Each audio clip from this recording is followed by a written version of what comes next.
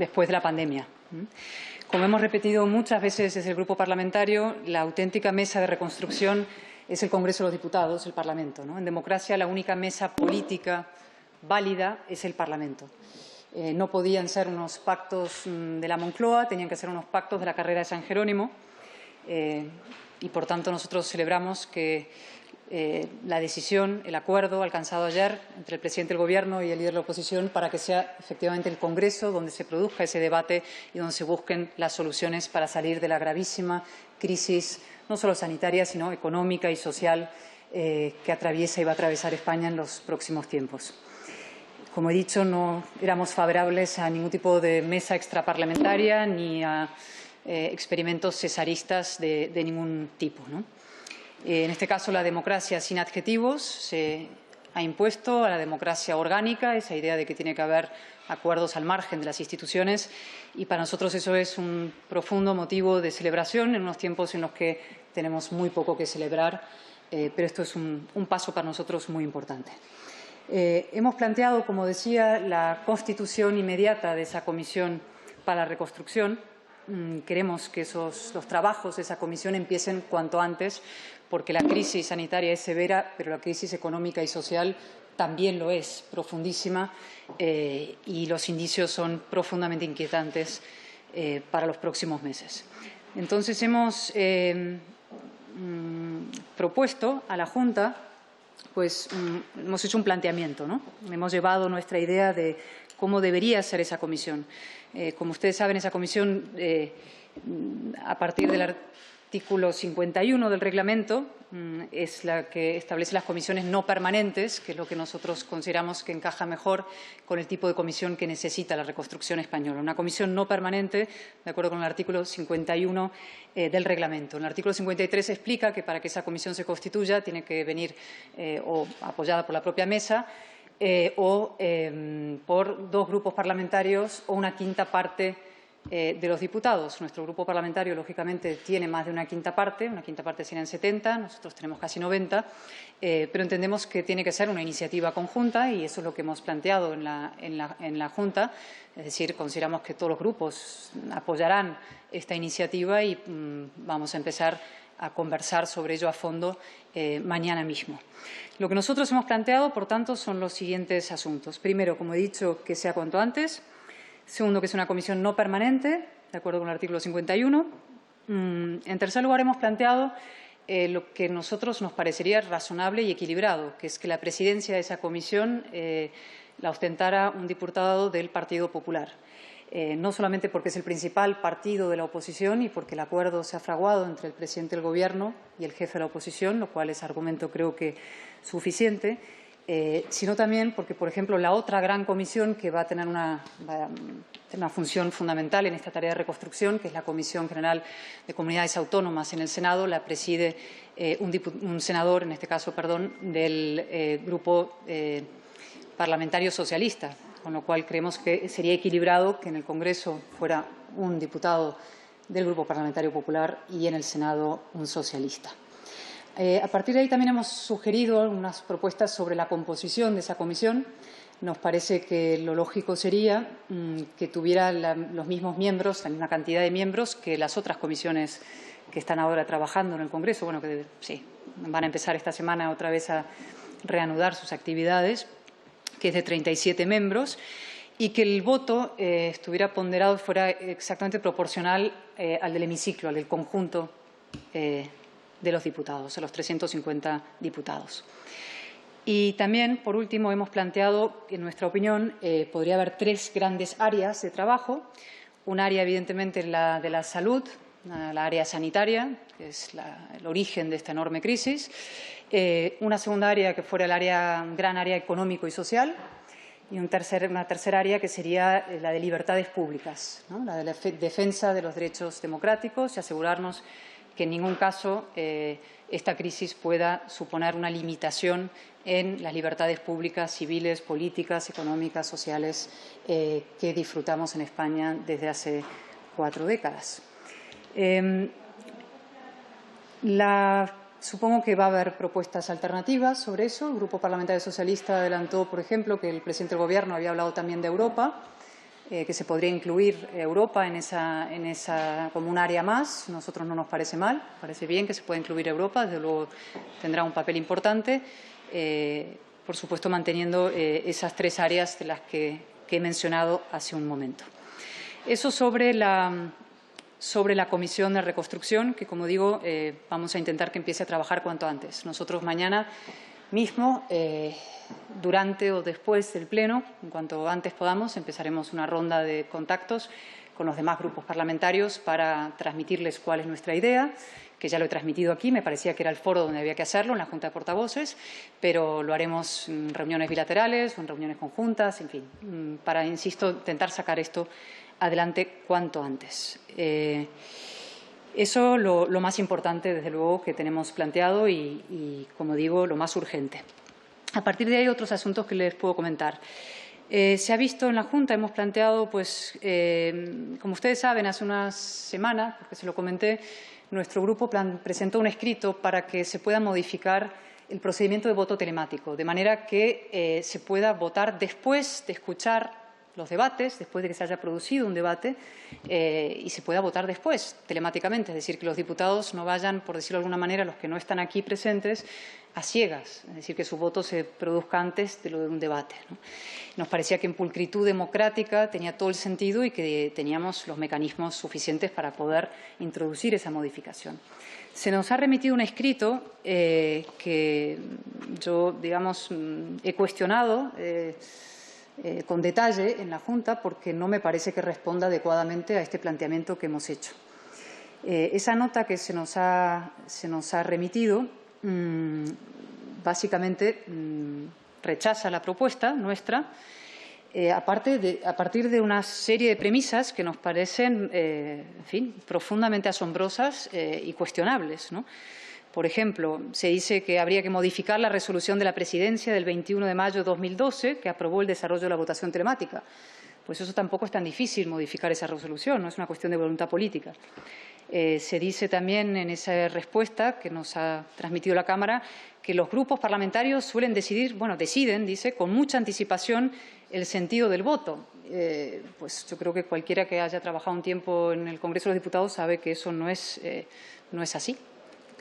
En tercer lugar, también se decía, por ejemplo, que los diputados conocen el texto que se va a votar con mucha anticipación, pero es que no es el caso de las enmiendas, que es lo que a nosotros nos importa mucho, que se puedan transaccionar, etcétera. Esas enmiendas son las que hacen que el voto previo, carezca de sentido, ¿no? Las enmiendas se conocen en el último minuto, se transaccionan, se debaten en comisión, en pleno, y tiene todo el sentido poder votar después.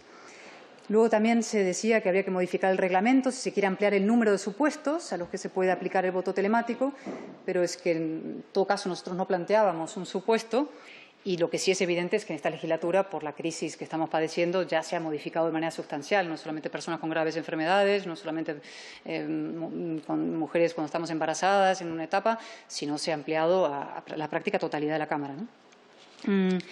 Luego hay otro argumento verdaderamente sorprendente, que los diputados que van a votar telemáticamente no siguen el Pleno en directo y entonces no sabrían cuándo votar.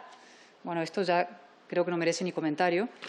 Y luego se dice, por ejemplo, que votar telemáticamente al acabar los debates es muy complicado para la votación de diferentes iniciativas, etcétera. Bueno, nosotros creemos que esto no tiene ningún sentido, que esto demuestra una nula voluntad democrática de abrir esta Cámara en toda su extensión, que es lo que nosotros apoyamos. Algunos grupos han mencionado algo que es totalmente cierto. ¿Qué pasa con las mociones consecuencia de interpelación? ¿Qué sentido tiene que estemos debatiendo interpelaciones cuyas mociones se van a votar con semanas y semanas y no sé, incluso meses de posterioridad, ¿no? Eso desnaturaliza el sentido de la interpelación.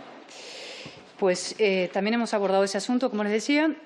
Por último, otro asunto más que hemos tratado es, una vez más, la cuestión de la asistencia de los diputados en las sesiones. Y yo sé que puedo parecer muy insistente en esta materia, y alguna vez se me ha dicho en la Junta que soy inasequible, al desaliento, inmune, incluso tosuda, pero es que en este caso no solamente es porque evidentemente la desescalada se va produciendo, los diputados quieren venir a ejercer su obligación, su derecho a estar en sus escaños, sino que además se ha producido un quebrantamiento unilateral bastante asombroso y sorprendente de ese acuerdo tácito que habíamos alcanzado.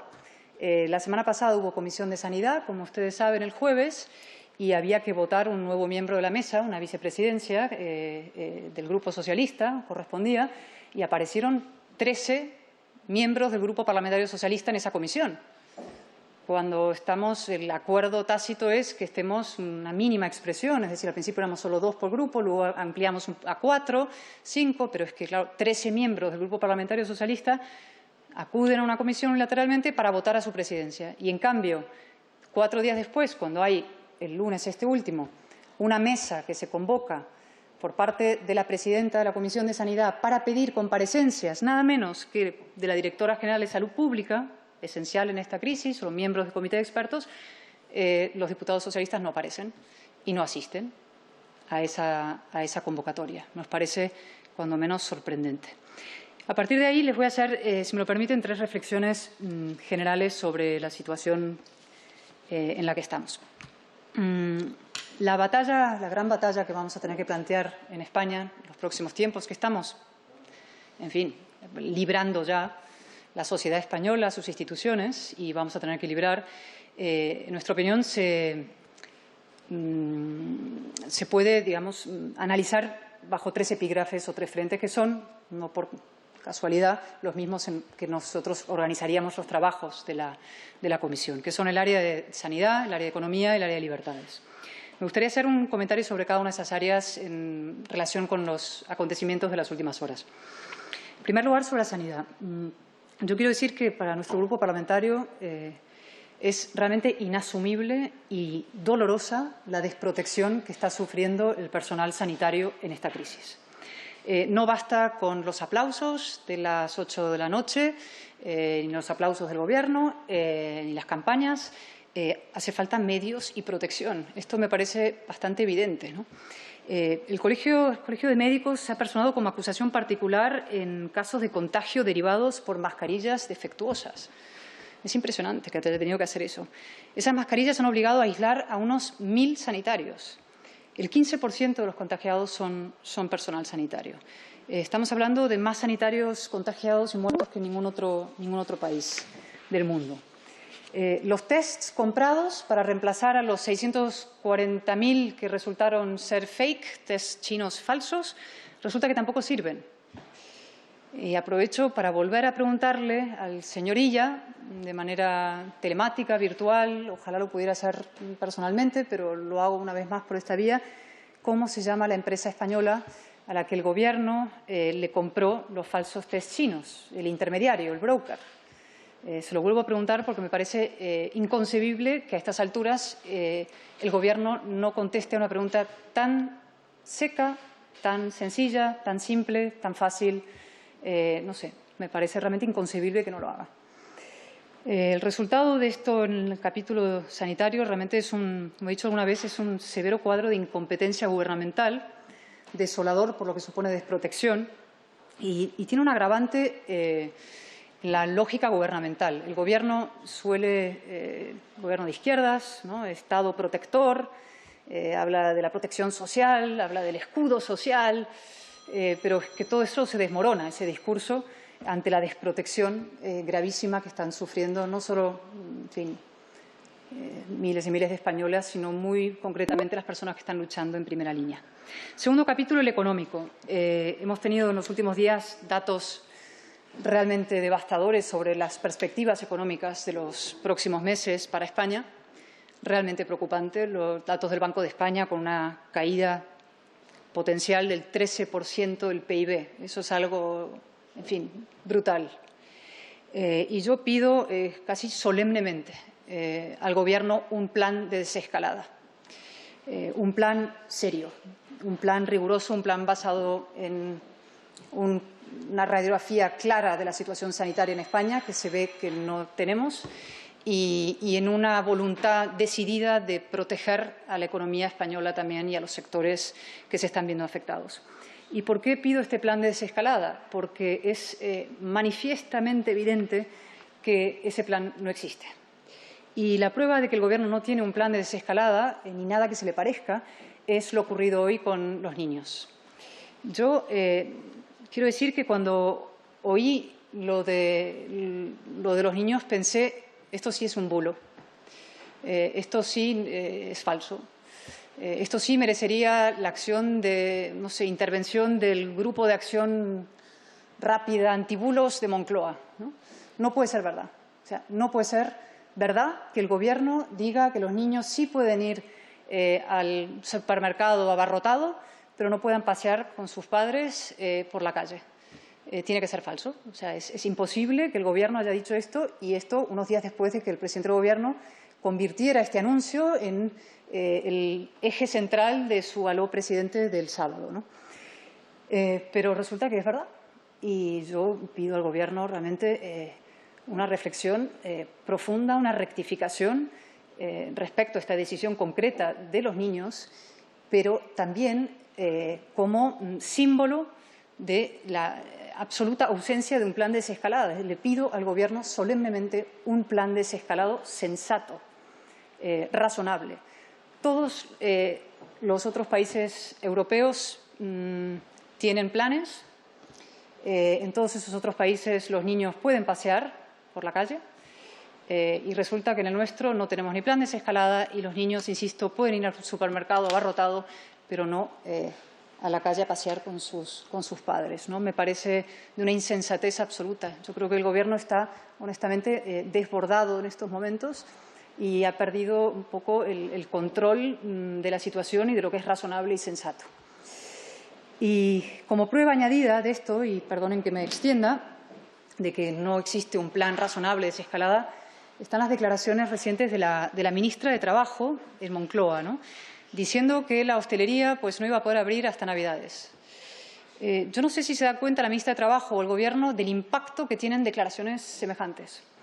No sé si han pensado exactamente que eso es así, o sea, que tienen clarísimo que eso va a ser así, o si es una pura frivolidad. Es decir, una frase que se suelta en una rueda de prensa y cuyo impacto es enorme, tiene unas consecuencias inmensas para millones de familias que se dedican a la hostelería, que han montado pequeños restaurantes, bares, que están haciendo un esfuerzo brutal para, digamos, vadear la situación 2 o 3 meses. Han calculado que 2 o 3 meses podrían llegar, pero que de pronto el Gobierno le diga no, hasta Navidad va esto. O sea, es el colapso moral de mucha gente. Y yo realmente lo digo, el Gobierno no es una guardería. Uno no puede estar ahí diciendo lo que se le pase por la cabeza en el último minuto y lanzarlo de una rueda de prensa. Las palabras de un ministro tienen hondas consecuencias y más en una crisis como esta. Nosotros hemos planteado, por cierto, una proposición no de ley para prolongar los ERTE para la hostelería más allá del estado de alarma. Hostelería, un sector que representa el 9% del PIB y estamos hablando de millones de personas cuyas vidas, proyectos están en juego. Por último, el capítulo de libertades. Pues a todo lo vivido en estos últimos días, semanas, ridiculización del adversario político en programas infantiles en televisión española, sindicalistas de Podemos que son interpretados, se presentan como sanitarios neutrales, cierre del portal de transparencia, la pregunta insidiosa del CIS que vincula la verdad con las fuentes oficiales, el jefe del Estado Mayor de la Guardia Civil que dice que la misión del cuerpo es minimizar las críticas al Gobierno. Pues a todo eso que hemos venido escuchando y soportando, pues la frase de hoy de la ministra de Educación, que la voy a leer porque yo también lo tuve que leer un par de veces para estar segura, o escuchar un par de veces y transcribirla para estar segura de que había oído bien, ¿no? Dice la señora Celaá: no podemos aceptar que haya mensajes negativos, es decir, mensajes falsos, en definitiva, que transmitan a la ciudadanía que tienen consecuencias que pueden alterar su salud y van en contra de criterios científicos. Es decir, está vinculando el mensaje negativo, lo que se llama mensaje negativo, es decir, la crítica, con lo falso. Y lo peor, vincula la crítica con la mala salud. Es decir, está diciendo que la crítica al Gobierno pone en riesgo la salud de los ciudadanos. Eso es básicamente lo que está diciendo. Está diciendo que la oposición, las críticas a los medios de comunicación son un riesgo para la salud pública. Yo creo que esto realmente es una muestra de la absurda deriva autoritaria que ha emprendido el Gobierno y que tenemos que frenar con determinación y que nuestro grupo parlamentario desde el primer minuto ha denunciado, como digo, denunciando el cierre de esta casa y que vamos a seguir denunciando en cada foro que sea necesario. Y estoy a su disposición.